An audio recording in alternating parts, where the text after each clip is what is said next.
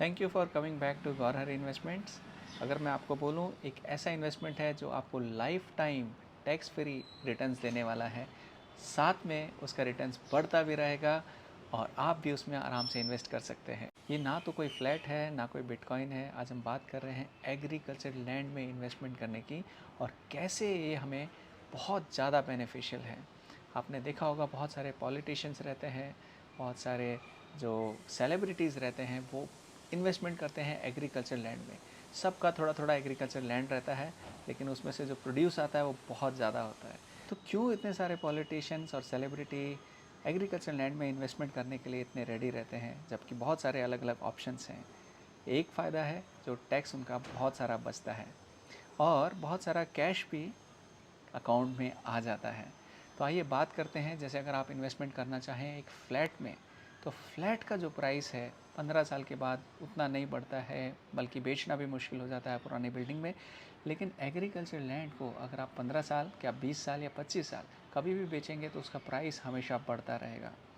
जो agriculture land में produce है, जो भी कुछ आप उगा रहे हैं, है ना, जैसे सब्जियां है, धान्य है, गेहूं है, राइस है, पल्सेस है, गाय रखी हुई है आपने, जो भी कुछ आपका प्रोड्यूस वहाँ पे हो रहा है, उस सब के ऊपर ज़ीरो टैक्स लगने वाला है। सुना आपने, 12 लाख नहीं, 50 लाख भी है तो भी ज़ीरो टैक्स उस पर लगता है। उसके बाद हम बात करते हैं कि कैसे एग्रीकल्चर लैंड हमें मल्टी बैगर रिटर्न्स देता है। आपको तो पता ही है, एक बीज बोएंगे तो इतने सारे हमें बीज मिलते हैं। एक आम का पेड़ लगाएंगे तो हमें हज़ारों आम हमें वहाँ से मिलते हैं, और वो आम सिर्फ हम नहीं खाते, हमारे आने वाली बहुत सारे जनरेशन्स उसको खा सकते हैं। तो ये ऐसा इन्वेस्टमेंट है, आप अपने लिए भी करते हैं, अपने बच्चों के लिए भी करते हैं और आने वाले बहुत सारे पीढ़ियों के लिए भी करते हैं। तो ये इन्वेस्टमेंट आपको ज़रूर करना चाहिए। आइए बात करते हैं इसके और बेनिफिट्स की। तो क्यों एग्रीकल्चर लैंड पर कभी टैक्स नहीं लगेगा?